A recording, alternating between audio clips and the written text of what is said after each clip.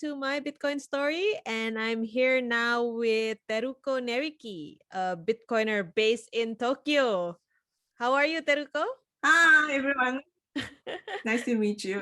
Nice Thanks to for meet having you. me.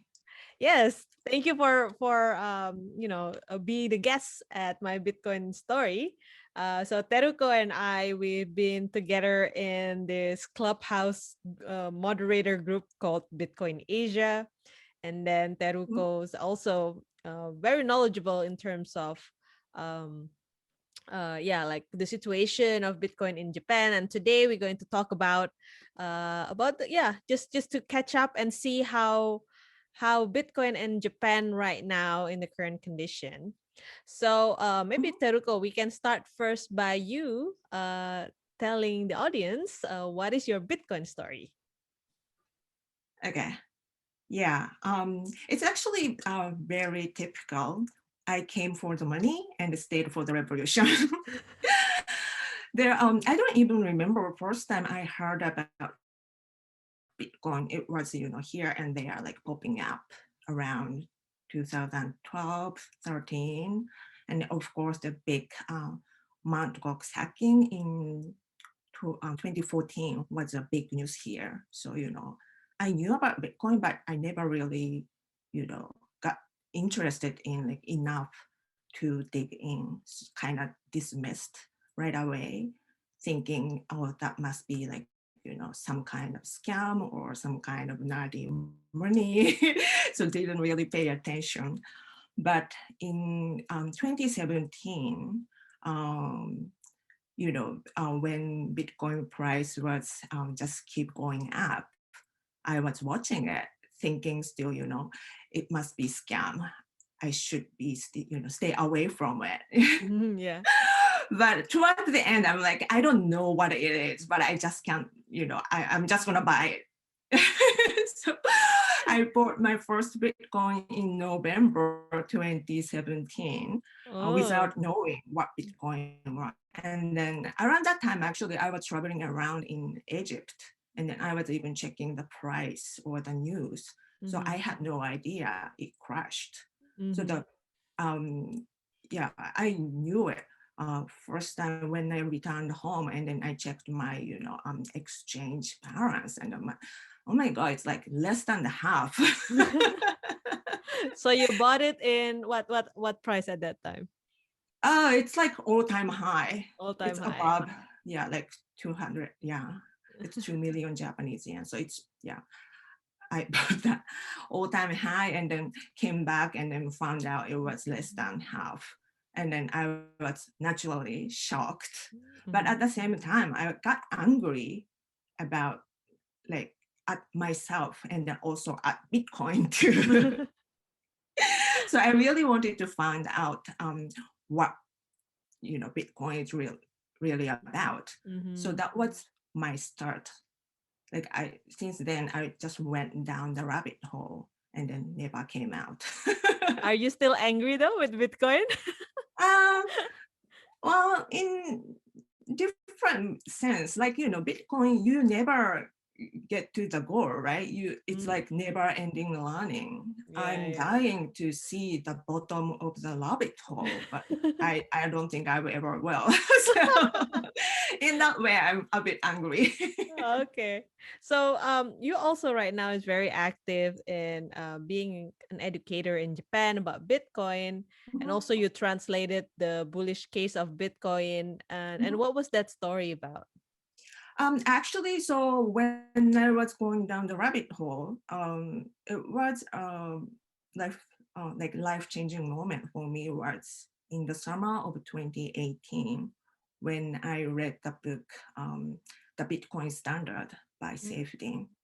So until then, I was like, like following Bitcoiners on Twitter, like listening to podcasts, reading all the articles, but I couldn't fully grasp what Bitcoin was about. But the Bitcoin Standard, this book, um, kind of like, you know, made everything clear to me, like clarify what Bitcoin is. And then because I studied economics, so I could kind of, easily relate to the concept itself. Mm-hmm. And then, but, back then I never thought about like translating into Japanese at that point. Oh, I so you was just also translate studying. Bitcoin standard, yeah? Or- Yeah, yeah. So the Bitcoin standard Japanese version is it's going to come out in June finally. Oh, But okay. in the meantime, because I found Bitcoin so interesting and attractive as an investment. Um, Bitcoin here in Japan wasn't like people didn't really get the true value of Bitcoin. Um, like 2017 bubble, it was huge here. That bubble was led, like mostly led by Korean and Japanese market. And a lot of Mm-hmm. Japanese people, like normal people, bought Bitcoin, and it was like chaotic party. When Mm-hmm. I went to like Bitcoin meetups, the venue was like people were like pushing and overflowing. It was just so crowded. Mm. And then TV camera was there, Oh, reporting wow. the meetup. Yeah, so it was party. But after the bubble burst, everybody disappeared. No more Like meetup. no more meetup, like nothing going on Bitcoin scene. So I guess people were traumatized by the bubble, and Mm-hmm. then the loss they had to incur. And then also another problem I still see is that language barrier, because almost Mm-hmm. 100% of like Bitcoin information or like educational materials comes out in English. But Mm-hmm. here, people don't really, read English articles. So the knowledge is kind of, very outdated. It hasn't been updated since 2017. So I was following people, Bitcoiners in the US, in Europe, and Africa. So I wanted to, kind of improve the situation by translating like really good materials into Japanese, so everyone Mm-hmm. can actually see what's really going on in the Mm-hmm. real time. So I chose two articles. One is BJ's Bull's Case for Bitcoin, Mm-hmm. which is an excellent article to understand Bitcoin's monetary property. And then another one is Nick Carter's Most Peaceful Revolution, Mm-hmm. which helps people to understand what Bitcoin really is about, and then difference between Bitcoin and the altcoins. Mm-hmm. Okay. Mhm. So, you mentioned a little bit that 2017, a lot of people in Japan really into Bitcoin, and then Yeah. after the 2017 price crash, like not so many people are talking about it. But how about now? Like, how do you see the Japanese and Japan in general see Bitcoin in the current bull run 2020 2021? Yeah. Current Buran, it's kind of difficult to get the full picture because of the pandemic. We couldn't have meetup last year or like this year. So I don't really know if we host Bitcoin, how many people would show up. Mm-hmm. But as long as I see on Twitter, I I don't feel like new people are coming in. Mm. Even the mainstream media like financial news channels, sometimes they mention, yeah, Bitcoin broke the all-time high again or something like that, but they didn't you know feature Bitcoin as they did before.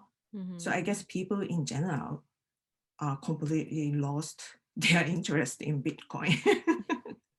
Why is that? Why do you think they're not really talking about it like a part of the pandemic? I think many people still have a vivid memory of 2017 bubble and Mm-hmm. then dramatic collapse afterwards. And then also because we had a major exchange hackings, Mm. several of them. So people are scared. Mm-hmm. The people don't separate exchange hack, the risks of exchange hacking and the Bitcoin itself, like Mm-hmm. Bitcoin protocol. When people hear exchange are hacked and a lot of Bitcoin are stolen, people just automatically assume, see, that's why I wouldn't, I don't want to touch Bitcoin. Bitcoin's so risky. Mm-hmm. Yeah, they just don't know. And I found it very interesting because, like in most narrative, let's say in Indonesia or in the US, when they talk about Bitcoin, they talk about like how the fiat system and the quantitative easing is actually not working, and it's just gonna cause, it caused a lot of problems actually in the economy, but it doesn't really happen in Japan. I see, as I heard. That's why I want to know from your perspective, because Japan do a lot of quantitative easing, but it seems the economy it's quite stable in comparison to like US or Indonesia, for example. So what is your thought about that? Yeah, so Japan's been in recession or stagnation for the last 30 years. So Mm-hmm. like our generation only know Japan as it is. Not many people remember what bubble was like. Mm-hmm. So, it's kind of declining country. And then people are already used to the situation. And then, so last year, of course, Japanese government and then Bank of Japan printed a lot of money. But compared to the US or Europe, it's still, the degree is not as high as, I think I have the stats somewhere. So basically, for other countries like US or Europe or like, other Asian countries, maybe last year was like, dive in a cliff, like, oh my God, it's not the normal, the economy will go into recession or something. But because Japan's been there for 30 years already, we are kind of immune to like, expanding central bank's balance sheet or the interest rate going negative. I mean, Mhm. it's not news here. It's not news. Okay. So people are so yeah, so then my follow-up question Mhm, is that why the narrative of fiat mhm, it's not working in Japan, in like when we are talking about Bitcoin as a store of value, mhm. we see that oh yeah, it's a superior store of value in comparison to fiat because the government keep increasing the supply of fiat money. And since Japan is under recession, but still the quantitative easing is, um, it's not over the top. Uh, what makes Japanese people appeal to Bitcoin?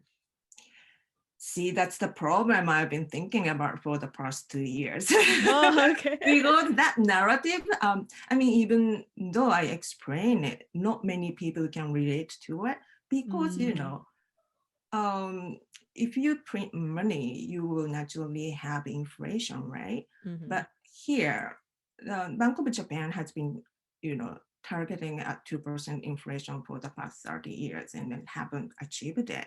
mm-hmm. And then we are in so-called deflation in like consumer price index wise.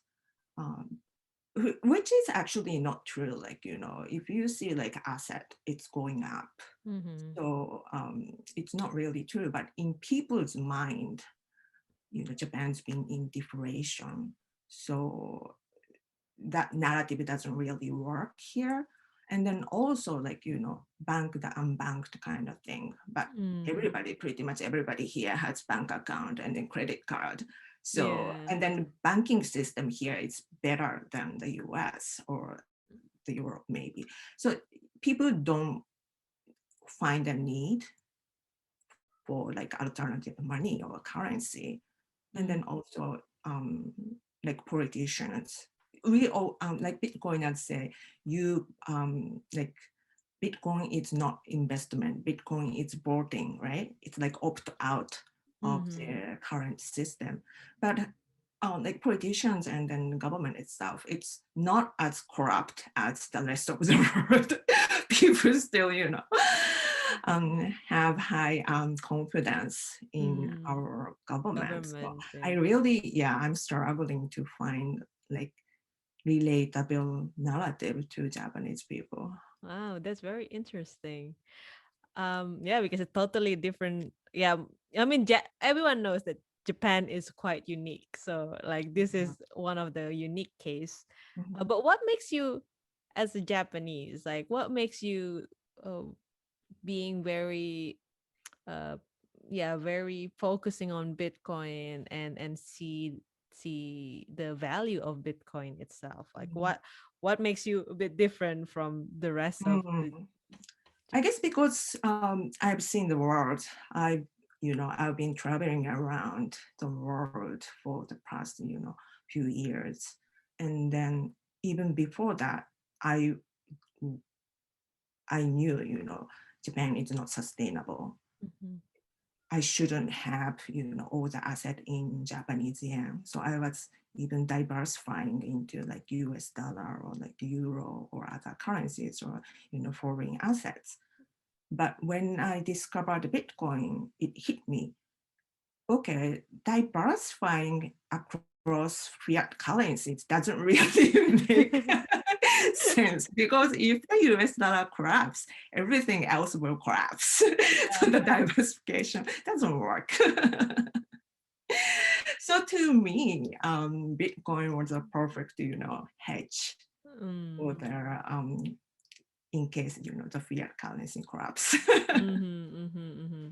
I see. So you still see it as a hedge of against the threat of yeah, other if other currency collapse Yeah, that yeah, will yeah. affect Japanese yen. Mhm. Um but talking about acceptances, um as far as I know, Bitcoin is accepted as a legal tender in Japan, I think. And how is that in practice in Japan? It's yeah, I since you mentioned, I actually Googled and then I found some English articles saying that Bitcoin is like legal tender here in Japan, but it's not actually legal tender. Mm, It's not currency, it's not money, mm-hmm. it's a commodity or an asset which can be used as medium of exchange. So Mhm. you can, pay with Bitcoin, but it's still not a currency. Mhm. So So, that's why, when we use Bitcoin, because it's not currency, we actually get taxed if we mm, pay use Bitcoin for like buying, coffee or like electronic stuff. We have to pay tax on top of it. how does the tax work? So Like, will it tax in the receipt on the merchant or the tax no, that you no, have to no. Tax report we have yourself? to declare. Ah, you have to declare So yourself. you have to keep track of your actions, like when you bought this Bitcoin and how many Bitcoins you have in total, and you have to know the average price of your um, acquired price. So basically, at the end of their fiscal year, you have to file tax, and then the tax rate is progressive. It depends on how much you make, like Mm-hmm. total income. So like if you're making average income, then your tax rate on Bitcoin will be about 30%. If you are making like 100K, then your tax rate will be 43%. And the maximum is the highest will be 55%. Okay. Yeah. So yes, it's accepted. You can pay in Bitcoin, but the tax rate is quite high. So Yeah, and then all the hassle you have to keep, record of everything, every single payment you use. So it's really, it's not realistic to use Bitcoin Mhm. as your payment option. So what about like let's say in a lot of countries right now they have crypto.com card or like an exchange that has a Visa card that you can use for buying and selling in a merchant, but on fiat they converted the Bitcoin into fiat money. Is that also considered to be taxable in Japan or not? Um, we don't really, what, you mean that you get the point in Bitcoin, that reward? I heard like I mean like let's say in Singapore, I don't know in Japan if it's if this card is available, but basically it's a wallet Mm-hmm. that can store Bitcoin, Yeah. and it has a card that normally it's like a Visa card. So whenever you go to a merchant, you Mm-hmm. let's say you pay for a coffee, Mm-hmm. then the wallet will exchange the Bitcoin or whatever crypto that you have Mm-hmm. To into Fiat. fiat money, and then you Mm. pay that in fiat. Yeah. No, no, So. no. We don't have that kind of wallet. But I heard there is a credit card you can charge with Bitcoin. Hmm. Yeah, but that same token, you have to, if you use that card for payment, then you have to declare tax. Mm-hmm, mm-hmm. Yeah. I see. So, coming back again, we talk about a little bit about Japanese recession and economic stagnation.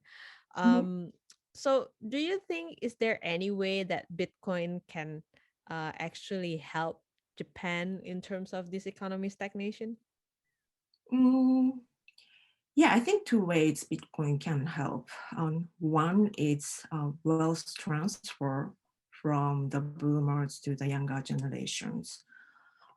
Most of the majority of the wealth here in Japan are held by those boomers and the seniors. And then because the country is declining and then in recession for the last 30 years, the quality of life or the average income is actually declining. So Mm, nowadays younger people like millennials or even like Gen X are barely like surviving, supporting on their own, and they can't afford to start family. So we have like declining birth rate too. But they are, suffering, but also they have to support elderly because, mm, yeah. So it's really a difficult situation. And then I think some of them, or maybe many of them, don't have spare um, money to buy Bitcoin. mm-hmm, But I mean, unless they start something, they change something, the situation will never change. So uh, yeah, so for my educational, seminars and stuff like that, I try to target younger generations, like convincing them, like you can buy, fraction of Bitcoin if you buy, Starbucks for coffee every day. How about, just brew coffee at home and then you can, just deposit the difference into Bitcoin. It will make a lifetime change. So mm-hmm. that's the narrative I want to, try. But it's really, it's tough to be young in Japan right now. Mm-hmm. Yeah, so the wealth transfer is the one I hope Bitcoin can help. And then also the second one, I think this is more universal. Like the mere existence of Bitcoin is like, threat to government, right? Mm-hmm. So the government knows if they are reckless, people might just opt out of the system and then move to Bitcoin standard. Mm-hmm. So I hope the government and the central bank will be more careful spending on how to spend the money. So more responsible fiscal and monetary policies, and then also be more accountable. Because Mm-hmm. right now, I mean, they can do whatever they want, and then they don't have to, evaluate the result. No accountability whatsoever. So in that sense, Bitcoin will force them to be more responsible and then accountable. Mm-hmm. It's very interesting. So Bitcoin is the watchdogs of the Yeah, government. yeah, yeah. I mean, hyper Bitcoinization will be nice, but I don't know if it happens in my lifetime. But gradually. Gradually, yeah, Yeah. yeah. Yeah, but very interesting because for I don't know, since 1971, I think the government that never have, let's say, a competitor in terms of currency, Yeah. because like everyone just using fiat money, and then no one really checks what the government does, and then like, Mhm. okay, everyone just follow what we are telling you to do. So now there is Bitcoin. Yeah. So government needs, yeah, like you said, they really need to be paying attention Mhm. on what they're doing. Otherwise, people now have the choice of Yeah, yeah, yeah. For following the or not. first time in the history, right? We Yeah. actually have something which it's not forced on us. It's Mm-hmm. like totally spontaneous. Mm-hmm. Yeah. You talk a little bit about the younger generation, but what Mhm. about the older generation? How the older generation in Japan can use Bitcoin? And do you think there is a possibility in there? There is a trend towards there, because as you said, most of the wealth right now is being held by the senior and the boomer. So Mhm. yeah, do you think Bitcoin has can play part in the older generation in Japan? I hope they're well, but I don't think so because Japanese people are very, very like careful and conservative when it comes to investment. Like Mm-hmm. people, even they have money, they don't really invest in stocks or even bonds. Mm-hmm. They just, have it in the bank with the 0.0001% interest rate. Oh, wow. People don't realize, they are losing value. It's Mm-hmm. just, it's there and then it doesn't decrease in nominal term. They think it's Mm-hmm. okay.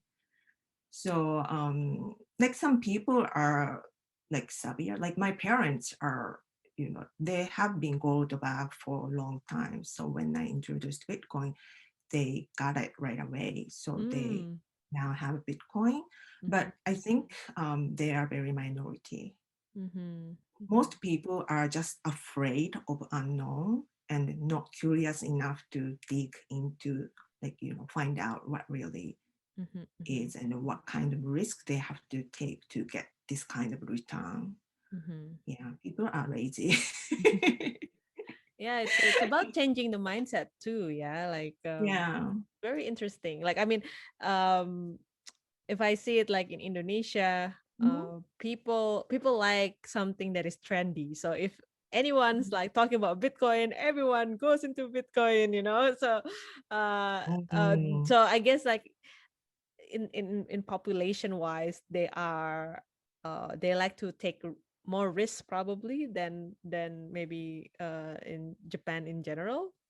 Maybe that's the difference. I guess people are. I always say, Japanese people don't want to be free because freedom comes with accountability, right? You have Uh, to take responsibility for your action. And the mm-hmm, Japanese people are very bad at it. They mm-hmm, don't want to make their own decisions because if something, bad happens, they need to like blame someone else but mm. themselves. Oh, wow. Why is that? Is that because of the um historical or culture? What think is it's it? a part of culture. Like in Japan, being ordinary is a value. Like parents want their kids to be ordinary. And if you are extraordinary, you better hide it. Otherwise, Oh, you get picked on or like get bullied. oh wow. Yeah, seriously, this is like really, dangerous. Like kids who spend some years like foreign countries and they got, fluent in English and come back to Japan, right? And then in like high school or like junior high, there are English classes, so they get to speak English. But those kids try to, like they pretend not to be able to speak English. Mm. Like if other kids find out they are fluent, they don't know what they will do to it. Oh wow. Yeah, it's extreme. Very Like interesting. harmony is everything. Like if Mm. yeah, like confrontation or like if you try to argue, like people will look at you like, what the heck? Like how rude. I see. Okay. Yeah, I can understand the challenge to educate people about Bitcoin. Um yeah, I mean so what is you normally do like to educate Japanese about Bitcoin, a part of like translating Mm. the content from English to Japan? Like, do you host any? Yeah, so Um, before the pandemic, we used to host monthly meetup. mhm, So we organized Tokyo Bitcoin Hackers Meetup. And usually we have 2 presentations and 1 panel discussions. And then afterwards, we can just mingle in the network. So that was once a month thing. And but also that was so that's held in Tokyo, right? And mhm, then I'm one of the organizer. So on average, we have like 20 to 30 participants, mhm. but um, usually I'm the only female Oh, there. And then sometimes I'm the only Japanese there.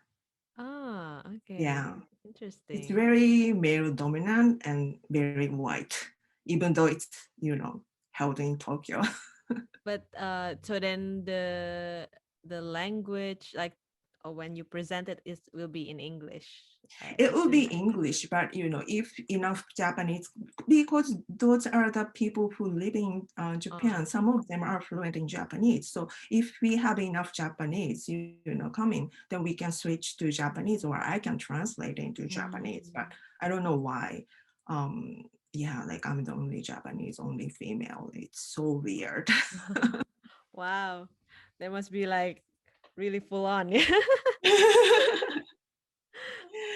Yeah, Okay. so that's one thing I want to change. I don't know what kind Mm, of format Japanese or like women would prefer, but it's not healthy, yeah, yeah, yeah. Yeah, it needs to be have like some balance. Yeah. Mm, I think I mean I think in general as well we talk about this mhm, in the Bitcoin women um clubhouse, but mhm, uh it's just mostly female are not very it's not that they don't want to invest, it's just like they're not very exposed to a lot of education about investment or yeah there is a barrier or like maybe mindset that they have. So it mm. needs a lot of women figure to come and then reach out and yeah like to also speak in their voice and then yeah reach them out to investment and also Bitcoin. Yeah, and then also because Bitcoin, people think it must be technical, I Mm-hmm. would never understand. So that Mm-hmm. kind of a mentality also has to be conquered. Yeah, Mm-hmm. I mean, you don't have to really understand how it works, right? It's more Mm-hmm. like philosophy you have to understand. So, So talking about yeah philosophy and then mhm, Japanese people in general. So I think most of audience know that the the creator of Bitcoin, his name is Satoshi Nakamoto. Mm, It's a pseudonym, so we don't know if it's a he or she or group of people. mm, But yeah, for some reason he chose yeah. a Japanese name or Japanese character.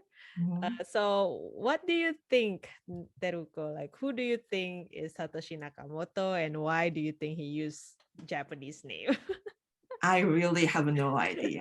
And then I never actually spend time thinking about it or like tracking him down because for me, Bitcoin is, as it is, with or without Satoshi at this point, right? And Mhm. if, I mean, many people think he's dead or, um, so be it. Or if he's alive, I really think he don't want to be, found.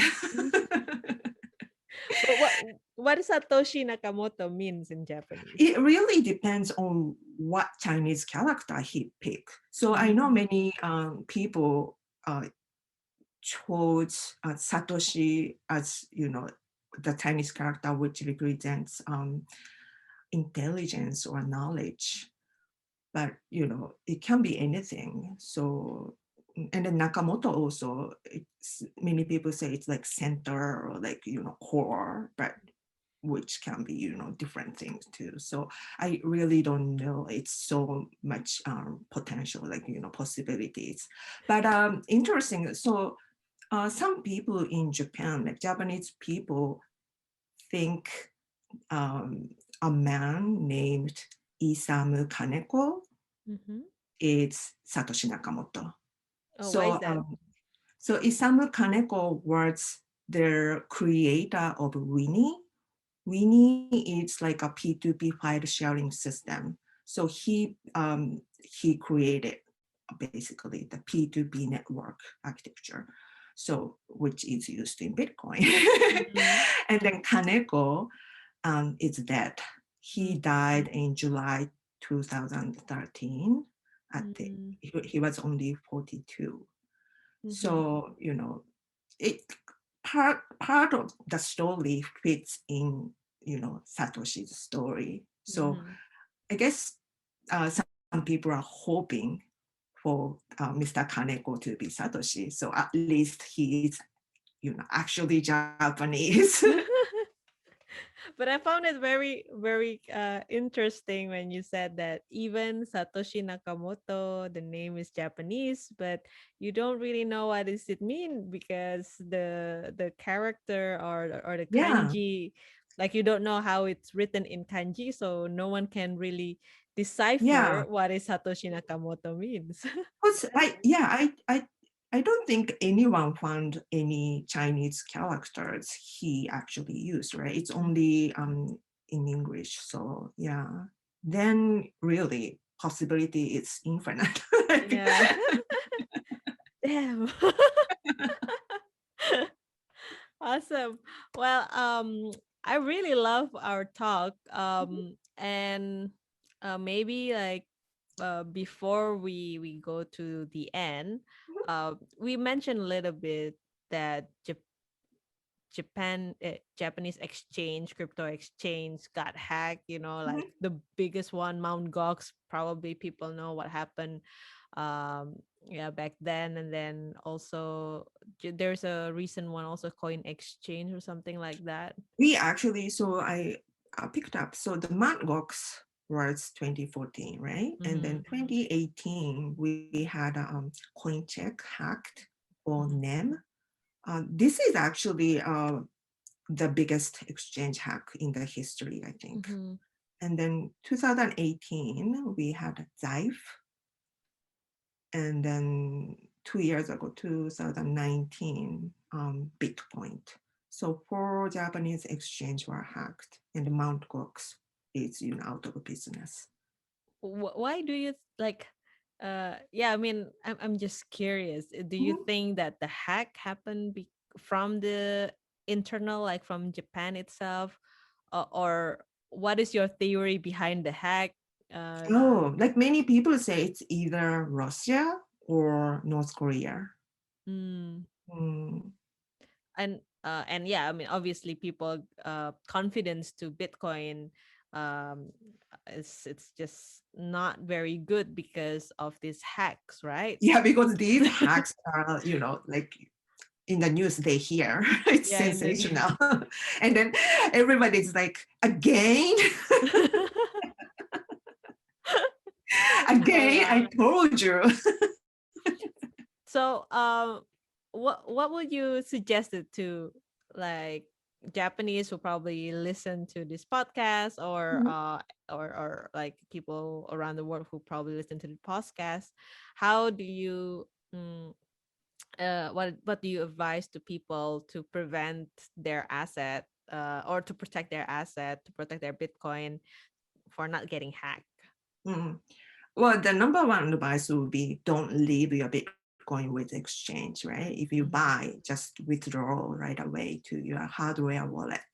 Mm-hmm. But the second advice is, well, actually, like Japanese exchanges, because they've been hacked so many times, the financial service agency, their authority, looking over their exchanges are very, every time hacking happen, they tighten their regulations. So right now, it's pretty well regulated that if hacking happened again, the exchange have enough fund to repay to the customers with the same coins they had. So basically, yeah, the older exchange, regulated exchange, it has to get license, and to get license, they have to fill through all the list, which can be like 20 pages long. And then one of their requirement is exchange has to have the same amount of coins in a cold storage. Mm-hmm. So if they have like, this much of Bitcoin, this much of Ether, this much of Ripple, then they have to replicate um, the portfolio in the cold storage, separate Mm-hmm. from, they have whatever they have in the hot wallet. Mm. So it's pretty safe now. So the latest one that got hacked, they got their money back. Yeah, I think so. Mm, Yeah, okay. and then all of them except Mt. Gox is still operating. Oh, okay. So but this is good and bad. So I mean, good, they can repay to the customer, but it's not good because Japanese people just assume the safest place to store their Bitcoin is with exchange. Oh yeah, yeah. Oh yeah. Yeah, it's very, Because they know they get refunded. So yeah, yeah. I mean, it's very interesting. Like, I also talk with several people on the exchange, and they're working in an exchange, and then there's always Mhm. like two sides. Like one side, yeah, if you put in an exchange, you will get your refund, your money back if, let's say, you forgot Mhm. with, with your account, your password, blah blah blah, or you got Yeah. hacked. So and they always say that custody your own Bitcoin is actually Mhm. quite hassle. And but in the same time, like, if you are still relying on third party, then it's not really a peer-to-peer Yeah. currency. Yeah. Like not your key, not your coin narrative doesn't work here. Like Mm, people are, they don't care if it's your coin or not. They just want the exposure to Bitcoin price, I think. I see. Well, I mean, I think everyone always have their own journey, right? Like, price Yeah. goes up, and then, like you, Yeah. Yeah. because Yeah. the price goes down, Yeah. you went to the Bitcoin rabbit hole. Yeah. So everyone, I think like the beauty about Bitcoin is that everyone choose to buy Bitcoin, and everyone choose to enter the Bitcoin Yeah. rabbit hole. So it will be their own journey, and Yeah. lesson will, like, the event or lesson will appear, and then people will learn, and yeah. Yeah, I mean, yeah, because this is spontaneous and then totally free will. So we can't really force anyone, right? We can Mm, just provide accurate information and then have to leave, them for like making informed decisions.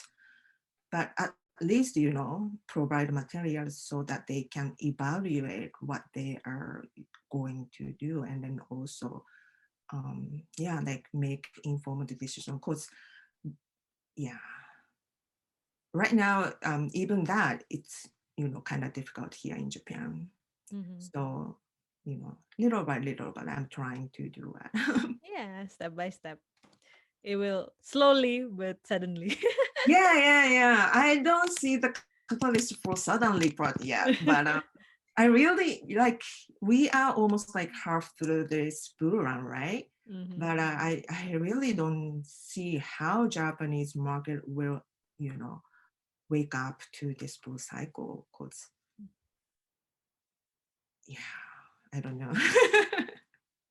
But it will at least um maybe also like you don't get the full picture just because you don't meet a lot of people. Mm, Everyone is like kind of be in their own silo. So not lose hope, right? Not to yeah. lose hope.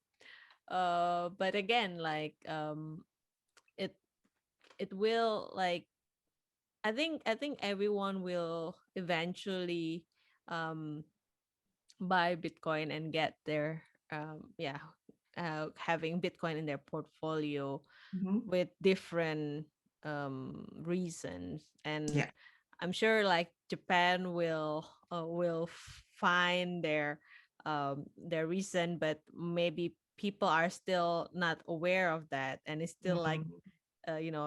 they're still in the service, Yeah. and more events gonna happen, and Yeah. people will probably gonna wake up and then start buying Bitcoin.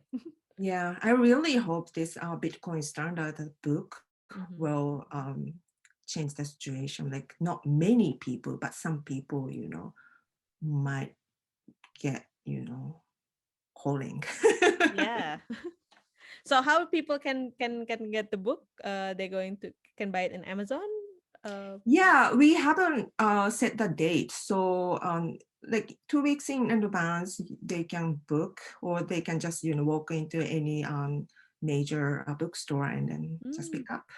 So it's gonna be printed as well, yeah. Yeah. So it's going to be printed first, and then in August, I think there will be Kindle version. Oh wow! Congratulations, and Thank yeah, it's you. really excited that Yeah. you should take a photo and then show that Teruko translate this.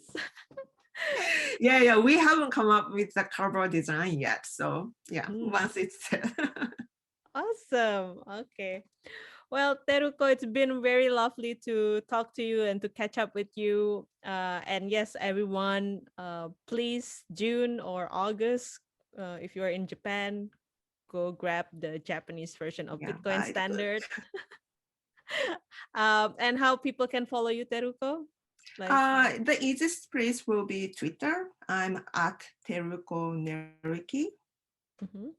Yeah, so if anyone want to chat with Teruko, please follow her. I think we are going to wrap up. Thank you so much and Thank you have a for good having me. It night. was fun. Yeah. Thank you for listening to the My Bitcoin story. Stay tuned for more episodes and click that follow button.